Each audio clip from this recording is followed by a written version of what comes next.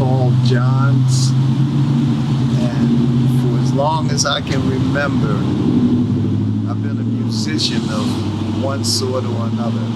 But I've been involved in the music business for a long time. I can remember my first time here. Well, actually, it wasn't here. It was down the street at the Royal Theater. First time I ever came here as an actual musician, I was called by the band leader. And he said they needed a baritone saxophone player. And he said, "Do you play baritone?" I said, "Yes, I do." And he said, "Are you available next week to play at the Royal?" I don't think he knew how old I was, but I was pretty young.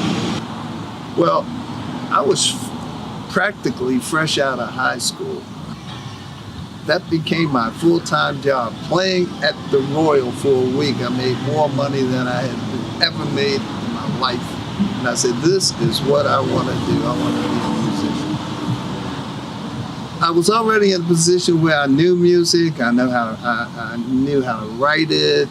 To some degree, I could do arrangements. And I was in the musicians union.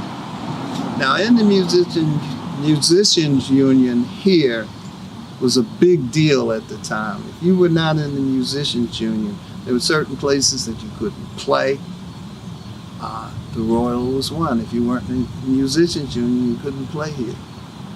And when I was asked at one point to do an arrangement for a local singer, her name was Rita Doris, and she had a couple of records with Rujak Records, which was a local record company. And she was coming here to the Royal, and she needed music. I wrote an arrangement for the full house band. All of the union house bands on the quote-unquote Chitlin circuit had the same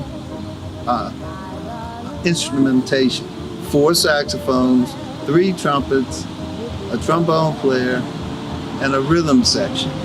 So I knew what I was working with and what I had to do. And I wrote the arrangements that she needed to do her part of the show. And I think she only got 2 songs. And on one of them, there was a problem at the very end of the arrangement. I would say the last 8 bars, and the 3rd trumpet player made a big to-do about it. And I said, well, what you can do, you just change this note to that, and that'll take care of it. It'll match everything else. And he said, you can't tell me what to do. I've been playing here for years.